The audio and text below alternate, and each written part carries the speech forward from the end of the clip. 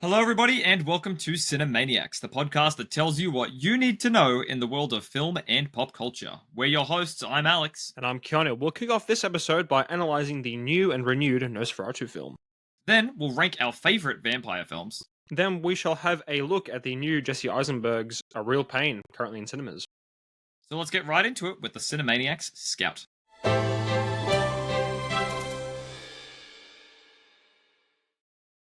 Welcome back to Cinemaniacs, folks, and here we are with the Cinemaniacs Scout. Releasing today on January 9th, we have Conclave, Den of Thieves 2, Companion, Monster Summer, and as a Mandarin film, we've got Octopus with Broken Arms.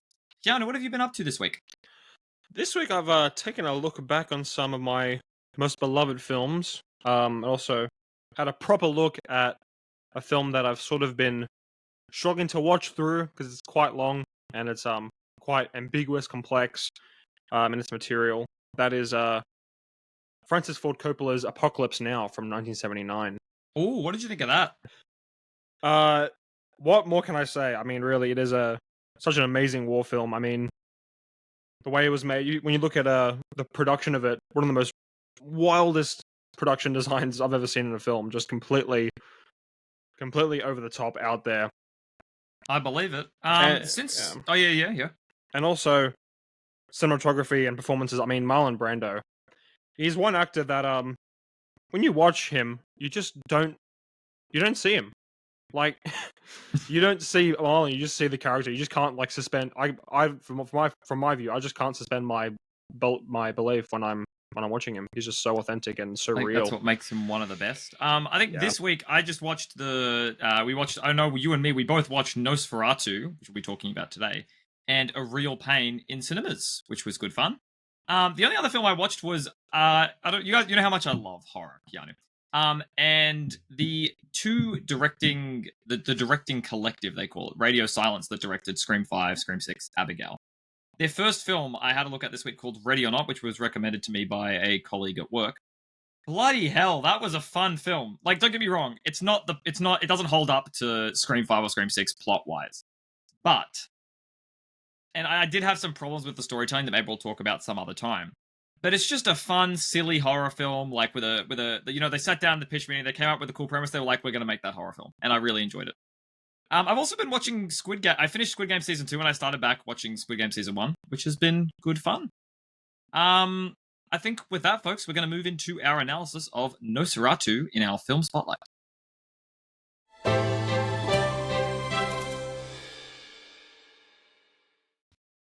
Hello, everybody, and welcome back to Cinemaniacs. Today we'll be talking about Nosferatu, which is written and directed by Robert Eggers. It was based on the 1922 silent film by the same name. The film stars Bill Skarsgård as Nosferatu and Nicholas Hoult and Lily Rose Depp, Ellen, as the married couple, with a whole host of supporting characters, my personal favourite, being Willem Dafoe. Keanu, you want to talk to us about Nosferatu? So, Nosferatu, when compared with the old original, which is now very, very old, over 100 years old now, what they both possess, really, apart from their very good stand-up moments of unsettling imagery, would be a theatrical quality. The silent film from 1922 definitely has a higher level of theatricality because of had to sort of rely on theatrical, very physical, expressive performances from the actors, especially. Very towards the camera, very expressive in their faces, and that's probably due to having to rely on those things because of no recording of voice of that time. Yeah. And you know what? I think you might have mentioned this on the podcast before, but I believe you watched that film on the 100-year anniversary. I did. Yeah. It's a funny story actually because I remember just being in school and just looking up all these different films when I was supposed to be film school, right? Not even film school, like during normal school. Oh, of course, it was a few years. Yeah. During maths, and I was supposed to be doing some something about triangles, but I was instead just scoping out some films to watch and came across Nosferatu. Went into a bit further, found out it was released 100 years ago. On that day, I looked it up, and I was like, you know what, I'm going to go home and watch it. That's really cool. You know what? I think one of my favorite things about when a film gets remade, like, you know, we all hate when films like beat the dead horse. They make too many sequels. They make too many remakes. But I think the undeniable positive of it is that it actually gives a lot of older films a new appreciation to a new audience that they otherwise wouldn't have gotten. You know what I mean? Like, I know you didn't need Nosferatu 2024 to come out to go back and watch an old silent film. But because Nosferatu came out this year, a lot of people are watching the film. You know, they're seeing the old Nosferatu costume and having a laugh, making memes about it. That kind of stuff makes me really happy because we'll talk about this a bit later. There's actually a really funny story about the copyright and whatnot about the original Nosferatu. I just want to talk quickly about one of the themes that I found really compelling in Nosferatu. And that's the mistreatment of the main woman lead, Ellen, played by Lily Rose Depp. So one of the things that I think is done really well is that sorry, my voice has been completely dead since New Year's. It's a lot like Smile in that, you know, the main character is a woman lead, and they're experiencing something that the audience knows is very real. You know, it's supernatural, maybe, but it's real to the character and it's real to us, and we believe that it's real. But the films really draw attention to the fact that, you know, male healthcare professionals and, you know, other men are dismissive of those kinds of issues. So I remember there's this one line in the film that was really sexist, but I can't remember the exact quote, but it's basically accuses Ellen of inventing the whole the ordeal, which I thought, you know, while that reflects the beliefs and social values of Victorian, you know, Europe, it's really designed to make, you know, men watching the film such as us question our biases, and, you know, that it's an allegory for that institutionalized sexism that remains pervasive to this day. Also, you said there was something funny about chloroform, Keanu. For whatever reason, there's a scene where Ellen, Lee Rose Depp's character, is having a very hysterical physical response to something, completely losing it, if you will. And I don't know why me and Alex found it funny, but yeah, so she's lying in her bed. Yeah, walk us through the scene, Keanu. Put us in the frame. And then the doctor comes to her, and then just it's just how casual it was. Just gets they call it ether, and yeah, but we all know it's chloroform over the face, and just knocked her out. Yeah, no. So she's fully spasming in her bed. You know, and like kudos to Lily Rose Depp. Like, what a performance! That was so believable. Yeah. But the doctor, he just reaches into the jar full of chloroform, grabs the white cloth, and does this in the bed, and it was just so creepy. I think it was just blunt and just so forward with it. I think that's what I was so funny. And, you know, if we're thinking about like old old medicine as a theme for this film, there's another scene where the doctor, like, you know, there's Willem Dafoe's character is kind of like some spiritual guy that studied vampires and whatnot, and he asks the doctor, "Oh, she has too much blood. Have you already begun bloodletting?" And the doctor goes, "Of course, I began it months ago," or some crap like that. And it's again, the point of it is to make you like question what they were doing back then. But it was just like, it comes across as so out there that I honestly found it kind of funny. One of the things I really wanted to talk about, Keanu, is this film actually has a really interesting story about how it got from the original film reels, to your eyes today. So, how much do you know about Dracula? Or how much do you know about even the movie Bram Stoker's Dracula? I haven't seen it. That's okay. So, when we were watching Nosferatu, right, it actually comes up at the start of the screen saying, you know, loosely based on Bram Stoker's Dracula, right, the book. And then I was kind of surprised because the movie, like, you know, it makes a few small changes, like, you know, Dracula's set in the UK, this film's set in Germany and whatnot, right? But I was surprised that pretty much plot for plot, like point for point, it's a pretty straight retelling of Dracula. And then turns out the original film made in 1922, right, Keanu, by the German film company, was an unsolicited adaptation, pretty much, of Dracula. So Bram Stoker's widow, I'm sorry, I'm not sure of her name, watched the film and then sued the film company for the film being much too close to Dracula on copyright grounds. She won in court, and I don't know if this is normal for the time, but the judges ordered that every copy of that film should be destroyed. How wild is that? That's like, and it's kind of awesome that we're here now and we have access to this film. That was like, we weren't supposed to see it, which is kind of a awesome quality to a film where we weren't supposed to see it, but here we are seeing it. Exactly. So like Yeah. basically what happened was the film reels were put on ships, taken to the US, and then they took on a life of its own. And eventually they found the eyes of it's actually a pretty cool story. Robert Eggers, the director of the 2024 Nosferatu, picked up a copy of Nosferatu at a library as a kid, and then he was like, one day I'm gonna make that film, and it's pretty cool that after all this time he was able to, put the film together, which I thought was really cool. The other thing I want to talk about was the box office and critical reception of Nosferatu. I don't think many people thought Nosferatu was going to do well because it's a very artsy film compared to what usually happens these days. Yeah, I think Robert Eggers does. Yeah, I think a lot of his film. When you look at all his films, it's very unique to him. Tackling sort of he has this unique way of exploring the psychology of people when order is strayed, order strays from their safe circle, and how the chaos sort of fills in from there. When you see it in Lighthouse, you see it in Nosferatu, you see it in a lot of his films.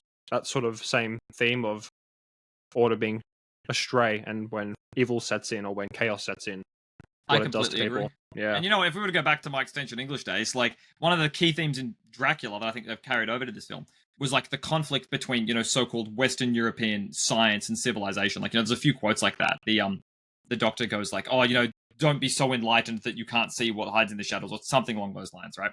And it's kind of that contrast, and I think that's really what they're going for. Absolutely. Yeah. So back to the box office. It's actually now past $70 million in the United States and 30 million worldwide, which, kudos. Getting people out to watch such a, complex and serious film is really an achievement in today's media market. And and that only leaves it behind Mufasa and Sonic 3, while being ahead of, this really surprised me, Keanu, Moana, Wicked, and Gladiator at this point in its theatrical run. That's surprising, because it? Well, I found Wicked had a pretty good reception from everyone I've talked to about it. I think across the board, maybe 95% of people. Well, that's a very specific number. But pretty much everybody who I've talked to about Wicked, they've really liked, and I would have expected it to be. And it's Gladiator 2 as well. Well, Gladiator 2 has been more of a mixed review. Don't forget, this is just for the money that the film made. This isn't like critical reception or anything. Yeah, but you think about Gladiator 2, with its, I think I found that most people did enjoy it. Some people just didn't like it at all. But it's interesting that it's just very split down the middle. I was really surprised about Wicked, because Wicked's, absolutely amazing box office run. And it's got this, so Nosferatu also has an 85% score on Rotten Tomatoes, which I think has come down quite a bit, and a 74% audience score. Do you have anything else you want to add about Nosferatu, Keanu? What was one more thing? I do like how Eggers didn't completely detach from the original film's theatrical quality. He definitely had some element in there. I think particularly Ellen's character, a very physical, very well performance, which is sort of resonant to Isabella Gianni's performance in Possession, which apparently Robert Eggers did talk to Lily Rose Depp about, sort of drawing inspiration from that. So it was pretty cool to see that sort of quality in film again. And the other thing was there's some performances where they talk sort of up and out to the camera, like almost like on a stage. And that's, again, like drawing a theatrical quality that the old original had. So great that it wasn't distracting. Great that it wasn't a negative. It was like it suited the film. That's just actually given me a thought, Keanu. When we were watching the film, I think we brought this up, but I want to hear your thoughts on it. Especially right at the start, you get a lot of shots that it's completely straight on to the actor, even in that first scene when he's in the solicitor's office. So one really wide shot of the solicitor, you see him with the office and all the books, and it turns around and you see, I think, Nicholas Holt's character, and it's just him straight onto the camera, like that. What are your thoughts on that? Yeah, you don't see it much in films now. I think it's sort of it's a weird way of sort of delving into the characters' thoughts as they sort of express them, like looking out, and it's kind of refreshing. It's almost it's an interesting quality that we don't really see. You do sense like a sort of a safe barrier between you and the characters in most films, where they're just having an exchange with somebody else, and it's not quite detached. You can still see their emotions in their eyes, which are very important to see, but it's not so much forward as it is in this film. That's a really good point. I think we're going to leave our discussion of Nosferatu there. and we'll be back after the break for Ranking Roundup.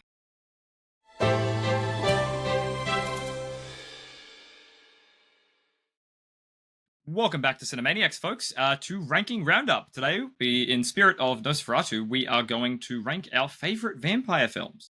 Keanu, you want to tell us about the 5th vampire film on your list? Kicking off with my 5th spot, we have Abigail, the vampire film from 2023. And that's directed by Radio Silence. That's one I know. I know Alex was very, very fond of that one. A lot more so than me. I did enjoy it. I certainly enjoyed it.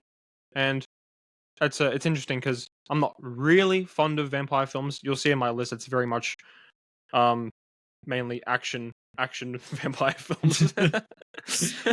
No, okay, look, Abigail will make an appearance on my list, so I'll quickly speak about it. Now, one of the things that I thought was really good about Abigail is that it's kind of a Real Pain in reverse.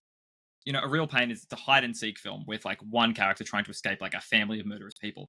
But Abigail, it flips it on its head. It's still a locked house, still contained, ecosystem or whatever. But instead, it's like 8 people trying to escape one vampire. Again, I think the film works. I've mentioned this in previous podcasts. The film works better if you don't know that Abigail's a vampire going in. But, we take what we can get. 5th on my list was Interview with a Vampire. I watched that film for Extension 2 English, and I have 0 thoughts about it. So I'm going to put you straight on. Yeah, I hardly remember what happened. I just vaguely remember enjoying it. And that's about it. What about you, Keanu? What was 4th on your list? Number 4 is, don't know if many people have seen this, but Underworld, starring Kate Beckinsale. I'm not sure who directed it, but I just remember really enjoying it as a young kid that went through a little vampire werewolf phase, as I think some of us do, right? Absolutely. Oh, I think so. I just remember that film just being like so emotionally exciting and just action packed, supernatural. You know what? Love it. I can't say I've heard of this film. Do you remember enough about it to give us a rundown on the plot, or? Geez, I was really just Not to put you on the spot. What happened? It was really just oh yeah, it's hard to know like the themes when I was just a kid, just watching it for what it was, not analyzing it. But that's fair. That's fair. It's a war. It's like a huge battle between vampires and werewolves. It was just like overexciting for me when I watched it all those years ago. I have to watch it again. I might end up hating it. Okay, we'll give it a go. 4th on my list is Bram Stoker's Dracula. Now that's a film I did enjoy. Again, we watched it for Extension English because for some reason, vampires was a big part of the Year 11 study. But I enjoyed it because it's a lot more faithful to the book. It's shot really well, scripted really well, and Dracula is a really hard book to read because it's not written as like a straight narrative. It's like there's a word for it. It's like epistolary or whatever, and it means that it's like only newspaper articles and diary entries and whatnot. And for me at least, every time I swap to a different kind of thing, it takes me out of the narrative of the book. So it was good to see it brought to the big screen. What about you? What's 4th on your list? 3rd on your list. I believe I have Frozen. Out of nowhere, but I'll keep rolling with it. As I'm okay. Oh no! I'm completely gone. Technical difficulties, folks. No, I'm back. He's back. Yeah. Okay, let's continue. Little blooper. Another film which that's staying in. I'm leaving that in the podcast, Joe. That's in the final cut. Thanks, Nikon. Number 3, we have the 1998 action film, action horror, action thriller, Blade, starring Wesley Snipes. I probably saw it many years ago, maybe 5 years ago, and probably not even properly. But as you probably can tell already, I'm not quite fond of or quite extensive with vampire films in my experience watching films. But nevertheless, again, just from what I remember, a very exciting action film with vampires. So that's very fair. Not much to add. I think I'm going to put 3rd on my list, Nosferatu from 2024. I think we've spoken about that enough, to be honest. So what's 2nd on your list? Number 2 is Nosferatu, directed by Robert Eggers. Amazing. 2nd on my list is Abigail, directed by Radio Silence, which again I've already spoken about. So the moment of truth. What is 1st on your list? Now this is a film that gives me 1980s nostalgia, despite having not even existed in the 1980s. But that is The Lost Boys, for all the old folks out there. Well, not old folks. Just cultured folks. Cultured folks who have seen that film, The Lost Boys, starring Kiefer Sutherland when he was a young boy, not too young, but probably about in his 20s. But yeah, gave me 80s nostalgia despite having not even existed at that point, and just remember being a very easy 80s film about teenagers, young people, in their conflicts with a twist of vampires, and it was good. I think I enjoyed it. And I don't remember much from it for whatever reason, but I think I might have to give that a watch because Kiefer Sutherland, I love him from Designated Survivor. So that's definitely one I'll have to add to my watch list. Top on my list. This will be this is a one-time thing for me. This is a foreign film, and it's one of the very few foreign films that I've seen, and an even smaller list of foreign films that I've enjoyed. And that is Let the Right One In. Have you heard of it? I've definitely heard of it. Have you seen it? I'm dying to see it because I remember putting it on Stan and putting it on my screen. For whatever reason, I do this. I put a film on and I just don't watch it. Yeah, I think you should. This one's definitely worth a watch. So it's a Swedish vampire film, right? It's based on a book that I have actually ordered recently. So maybe I'll come back and do a little book review on the podcast. But it's basically there's this like young vampire, played by actually I don't know, but I believe the actress is Syrian. And I don't really want to go into the plot too much because this one's it's an easy one to spoil. But it's the dynamic of, there's like a vampire that's trying not to hurt the person that she's talking to or whatever. But the thing that I really took away from this film is that it takes place in Sweden in the winter. It's got a lot of like really, really nice shots of like concrete architecture, brutalist architecture. There's also these really there's this one scene that I love, and it's just you see a courtyard of concrete apartment buildings, and there's like a playground with little spots of color in the middle. And on top of the thing, so you get one shot, the kid's playing in the playground in the middle of the night by himself, and the vampire all of a sudden is standing on top of the swing set or whatever. Like it's really, really, really well done. Like I can't recommend this film enough.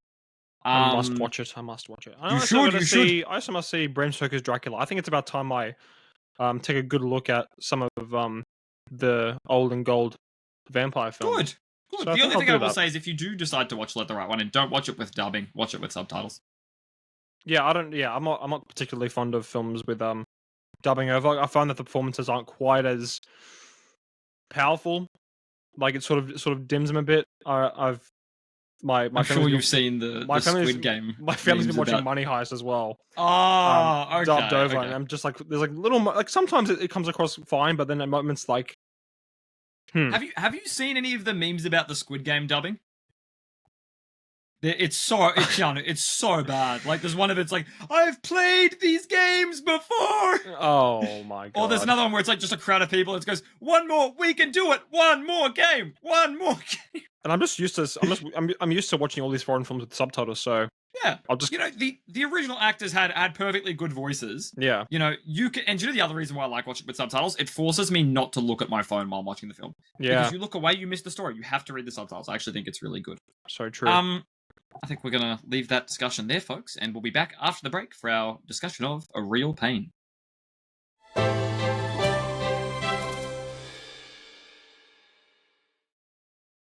And so you've returned back for our third segment of this episode. We're going to have a look at Jesse Eisenberg's A Real Pain, currently in cinemas. Oh yeah. Oh no, you can take over. Okay. A Real Pain is a 2024 buddy comedy drama and road trip flick all rolled into one. The film was directed, written, and produced by Jesse Eisenberg. Would you like to tell us about the plot, Keanu? So it's about two American Jewish cousins, David and Benji, or Benjamin, who take a tour to Poland to visit the childhood home of their late grandmother and connect with their Jewish heritage. So David and Benji clash and rub off on each other, with David more reserved and introverted, and Benji being a more free-spirited, very extroverted, and very blunt and outspoken person for a lot of the time. And yeah. So I think one of the things we should preface about this discussion is that it's going to have some soft spoilers for this film, because I don't think there's really a way to talk about the themes and such without going into it. The other thing I'd like to talk about is that this film does deal with some very, difficult concepts. So consider this your trigger warning. It deals with depictions of the Holocaust. It deals with themes of self harm and suicide. So if those are things that those are the things that worry you, you should just skip forward through the podcast until we get to the Hall of Fame discussion. So I believe you had some good takes about the cinematography of this film, Keanu. So, so I did really like how simple's not a nice word, but it was like, well, it was more like of a warm color palette, much similar to the holdovers as we talked about in the Christmas episode. Very nice uses of greens and yellows, very warm, natural lighting, practical, and that sort of gives the film just an authentic, very real, grounded atmosphere where you can just easily connect to it and not be like washed with an excess emotional thing. No, that's a good point. And definitely a lot of interesting directorial choices in the film, which we'll go through.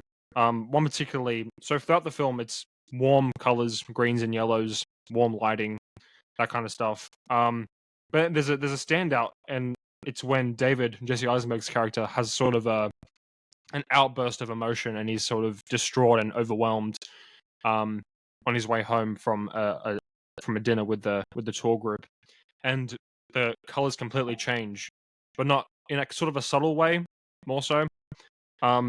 So the light darkens, the yellows and greens are still there, but they sort of turn to a more sickly shades, which I found was a very subtle but still very effective choice in color. Honestly, I really liked that scene. Like when he steps out of the restaurant and he walks through that like ancient medieval looking street. Those street lamps with that bright yellow is really, it's like a stunning shot. You know, I think I mentioned this to you in the cinema.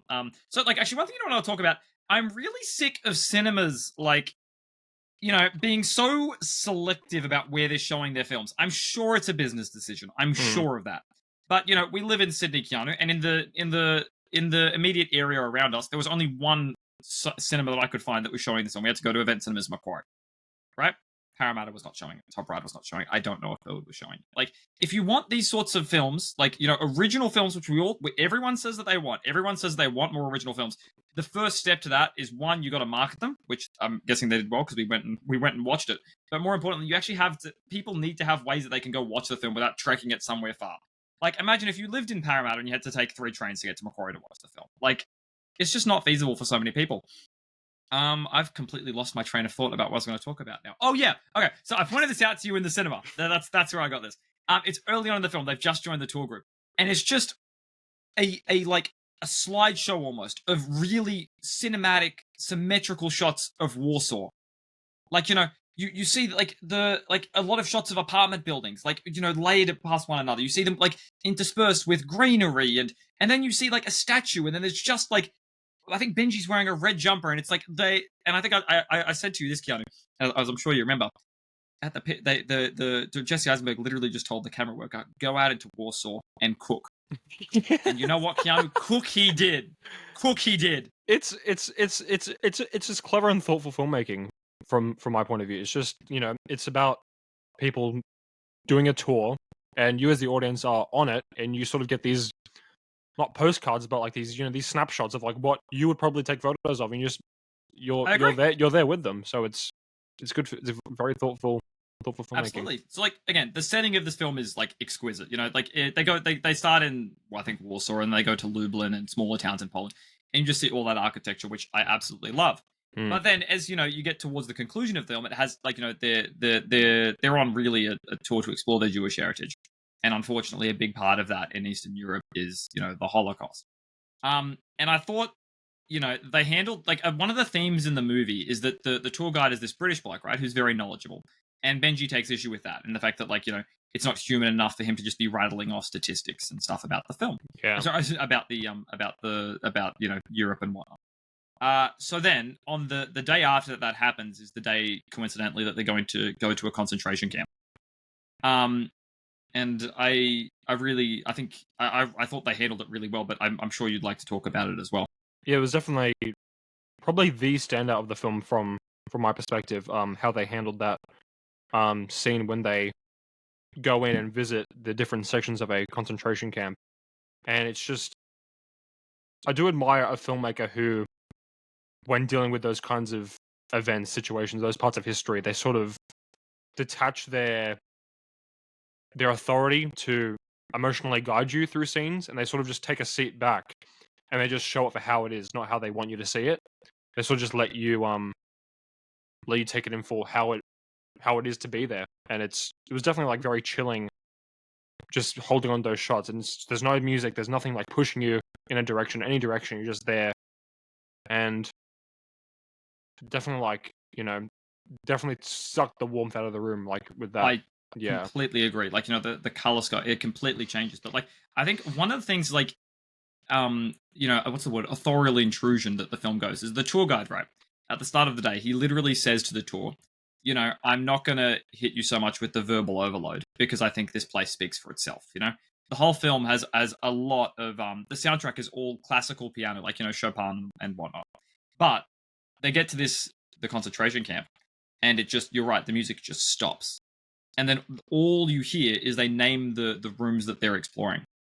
And I know it's become kind of almost fashionable in some circles on the internet to minimize and joke about this sort of stuff, but you see shots like that, and there really is no room for minimization. But the thing is, and I think this is really smart, is because if you have, Jesse Eisenberg is Jewish, if you have a Jewish filmmaker, beating you over the head with this sort of stuff, it gives room for, some of the most disingenuous people in the world to be like, look, this is this person lecturing us about, tragedy and whatnot. Yeah. But the film really asks you to explore that for yourself, and it's like a masterclass in trusting your audience, I think. Definitely, yeah. Like I said, it's like those are the two things. Very thoughtful, very clever filmmaking across a lot of the elements of the form from this film, definitely. And the other thing is, I was really impressed with I think the actor's name's Kieran Culkin. Performance, because as soon as he leaves the concentration camp, he's on the bus and he's bawling his eyes out. The whole, like, the cinema that we were in, people, like, because it's marketed as a bit of like a comedy, and earlier on the film there are some comedic elements, but the cinema that we were in just went silent, and I think that's how you know that the film really struck a chord with some people.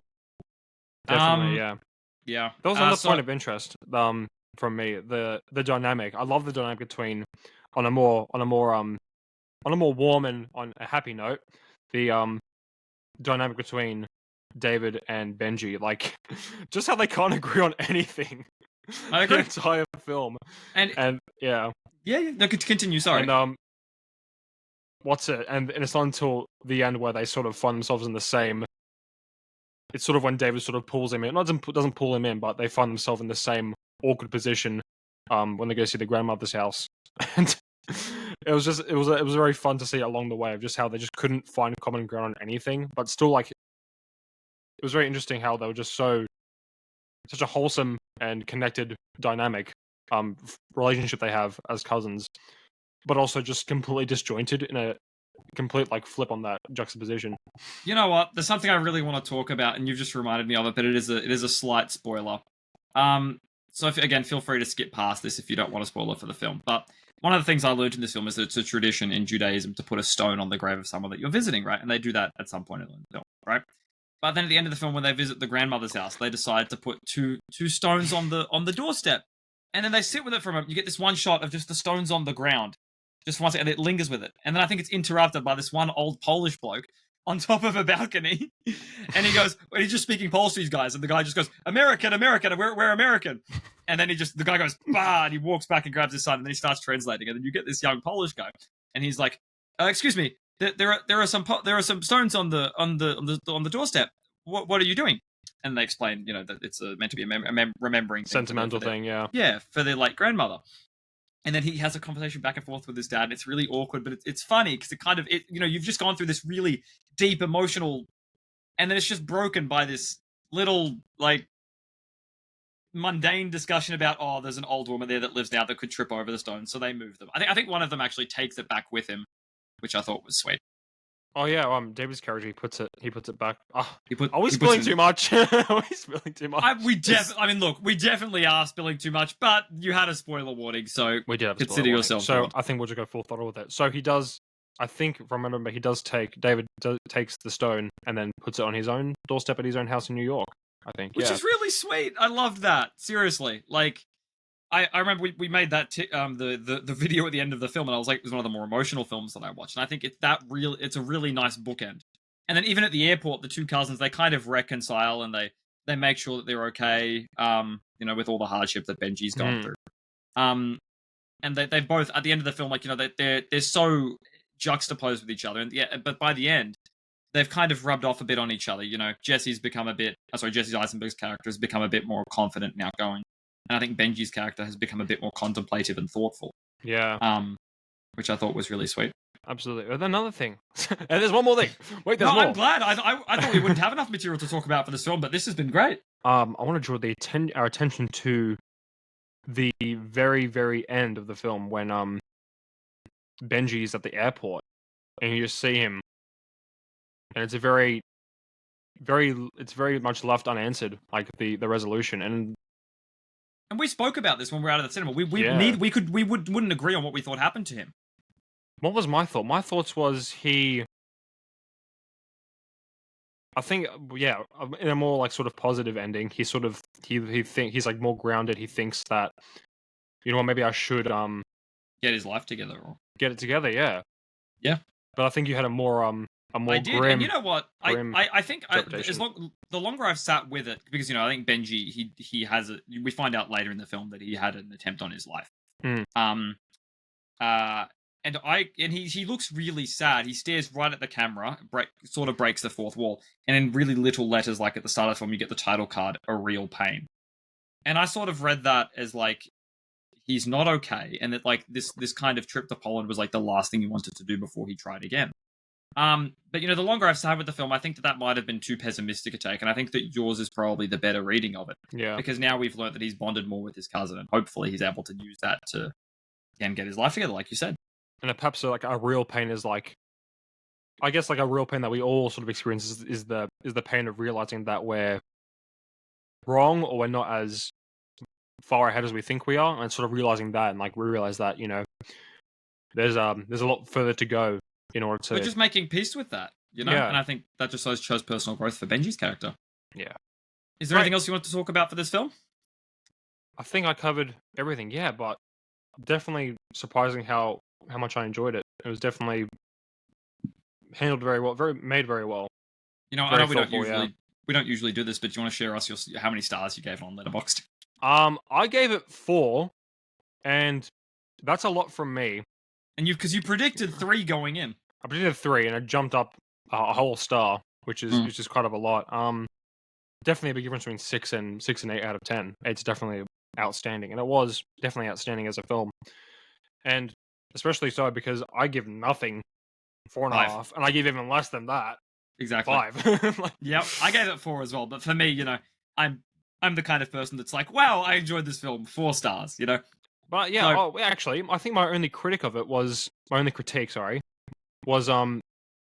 it sort of lost me when it was near the end where it felt like it was going to end, but then it didn't, and I was like, oh, okay. Yeah, it kind of like right at the end just juices the runtime a little bit more than it needs to. I feel like I think there was like 2 or 3 times when it definitely had like it was there at the landing, and then I agree. Took off again. And the film's only 90 minutes, so I think that is a very short film. I mean, don't get me wrong, it felt like substantial and complete.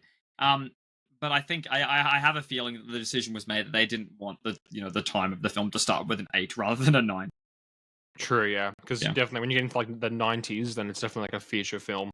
Yeah, 100 minutes, but 80 just seems more like the Blair Witch Project is 83 minutes, and that doesn't feel like a feature film. I don't know. I think we're going to leave that discussion there, folks. I think the consensus from your 2 hosts is go watch A Real Pain, especially if we haven't spoiled it too much for you. So we're going to leave it there, and we're going to go see you after the break with our Hall of Fame. See you then.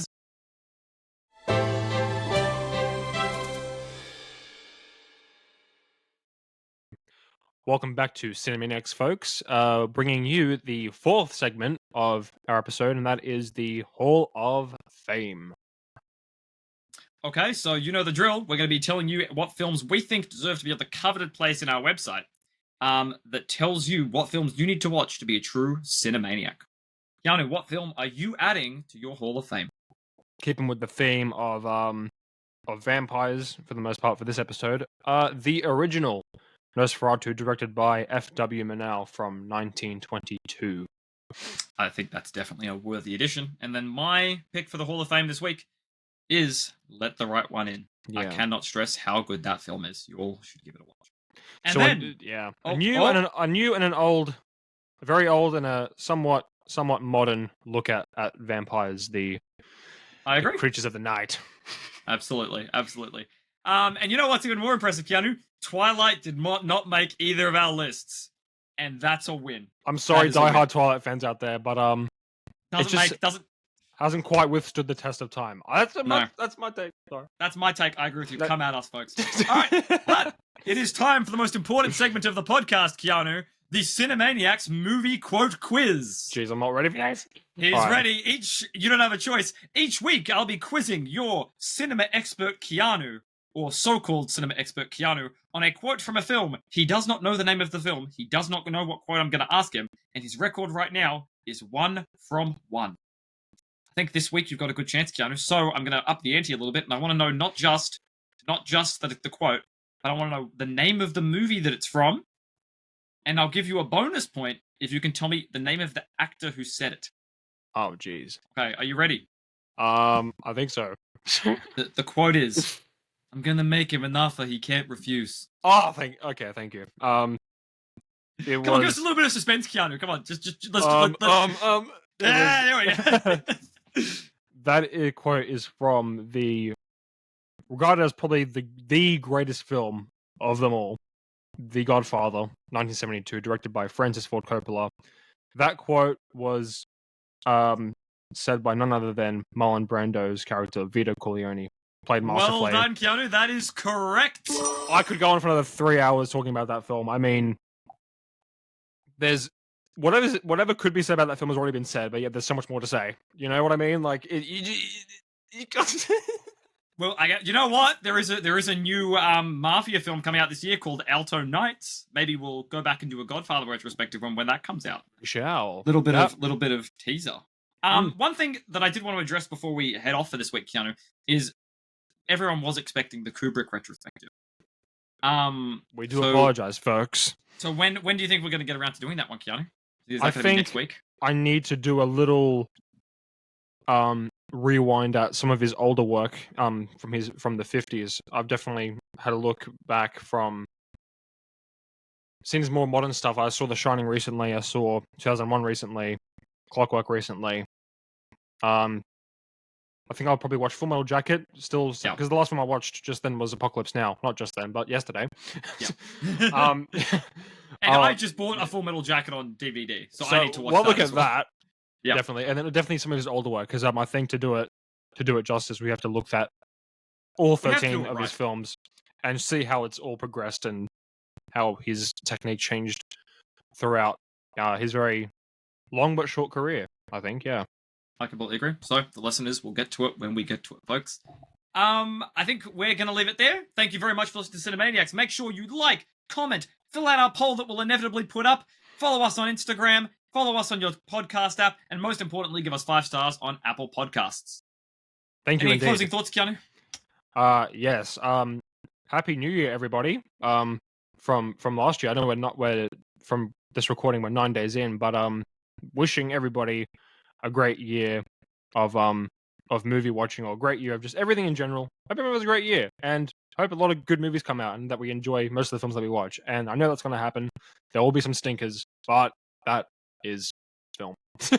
And we'll be here to help you weed out the good ones from the stinkers. Thank you, everybody, for listening to this week's edition of Cinemaniacs. We'll be back next week. See you then. Catch y'all.